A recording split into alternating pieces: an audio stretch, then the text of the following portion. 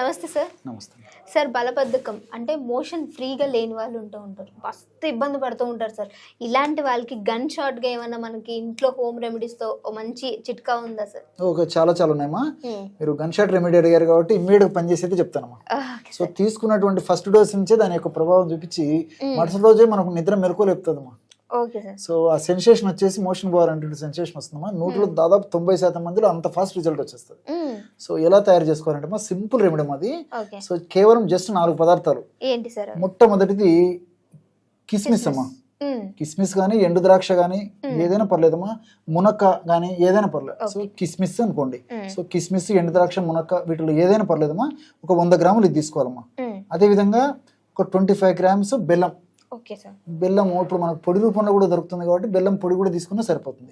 అదేవిధంగా మూడవ పదార్థంగా ఇది చాలా మందికి తెలుసమ్మా. పూర్వకాలం వాళ్ళకైతే అందరికీ తెలిసి ఉంటుంది. ఈ కాలంలో కొంతమందికి తెలుసమ్మా. ఇది సునాముఖి అంటారమ్మా.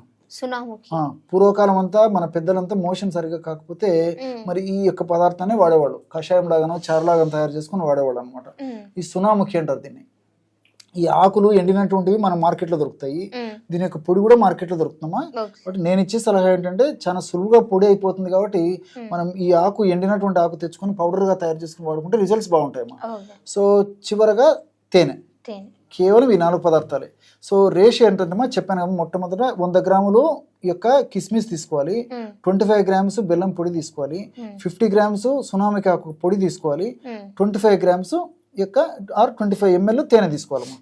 ఈ 4 పదార్థాలమ్మా మనకు వసతి ఉండి అవకాశం ఉండి వీలుంటే రోట్లో వేసేసి మెత్తగా దంచేసేయచ్చమ్మా. దంచితే బ్రహ్మాండమైన ఔషధం తయారవుతుంది. అలా వీలు కానటువంటి వాళ్ళు ఈ పదార్థాలన్నింటి కూడా మిక్సీలో వేసేసి బాగా కలిపేసేయాలమ్మా. సో ఫస్ట్ కాస్త ముందు సునామికి ఆకు పొడి తయారు చేసుకోవాలి కదమ్మా. తర్వాత మిగతా పదార్థాలన్నీ కలుపుకోవడం వల్ల కూడా బ్రహ్మాండమైనటువంటి మోషన్ ఫ్రీగా ఎందుకు మోషన్ రెడీ అవుతుందమ్మా. సో ఆ బెల్లంలో ఉన్నటువంటి నీటి శాతాన్ని బట్టి ఒక్కొక్కసారి నీటి శాతం తక్కువగా ఉంటే పొడిగా ఔషధం తయారవుతుంది. పొడిగా నీటి శాతం ఎక్కువగా ఉంటే మాత్రం కొంచెం బాగా లేఖ్యం లాగా తయారవుతుందమ్మా. సో ఆ విధంగా తయారు చేసినటువంటి ఔషధాన్ని కూడా మనం ప్రేక్షకుల కోసం చూపిస్తానమ్మా. సో ఇది మనం తయారు చేస్తున్నదన్నమా. సో ఈ బెల్లంలో నీటి శాతం ఎక్కువగా ఉండడం వల్ల ఇలాగ తయారవుతుంది అనమాట. చూసారు కదమ్మా, ఇలాగ తయారవుతుంది లేఖ్యం లాగా. సో చాలా అద్భుతంగా పనిచేస్తున్నామా ఈ ఔషధము.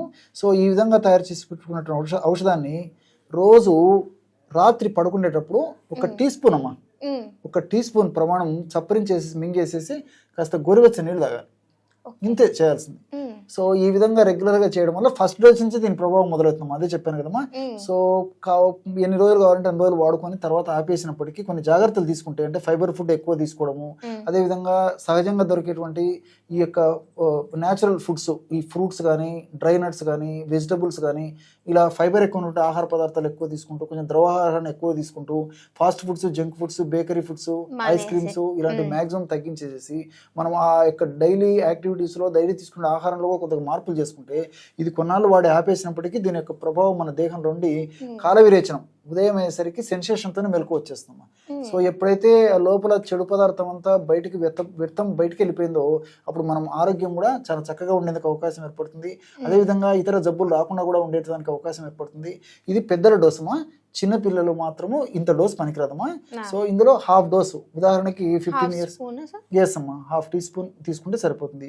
మరి 10 సంవత్సరాల కంటే చిన్న పిల్లలు అయితే 1/4 స్పూన్ తీసుకోవాలి. ఇంకా చిన్న పిల్లలు అయితే ఇంకా తీసుకోవాలి.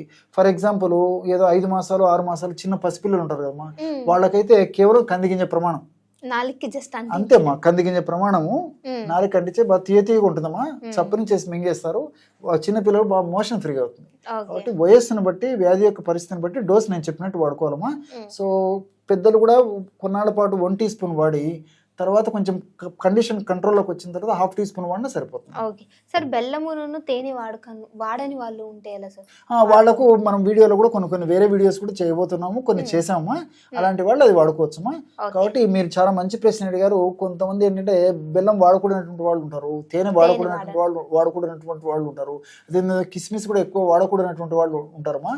సో ఏ సమస్య లేని వాళ్ళు అయితే అందరూ, అదే వాళ్ళు కాకుండా షుగర్ వ్యాధిగ్రస్తులు, కొలెస్ట్రాల్ ఉన్నటువంటి వాళ్ళు, వెయిట్ ఉన్నటువంటి వాళ్ళు కాకుండా మిగతా వాళ్ళందరూ వాడుకోవచ్చమ్మా. చాలా మంచి ప్రశ్న అడిగారమ్మా. Okay. ఎందుకంటే షుగర్ వ్యాధిగ్రస్తులు వాడేసేసి మళ్ళీ వాళ్ళకి షుగర్ పెరగడం అవును, ఇలాంటి అవును ఇబ్బందులు ఉంటాయి కాబట్టి Mm. అలాంటి వాళ్ళు కాకుండా మిగతా వాళ్ళందరూ వాడుకోవచ్చు. Thank you so much sir, చాలా నమస్తే. చక్కటి ఒక ఔషధాన్ని మా అందరి కోసం చూపించారు.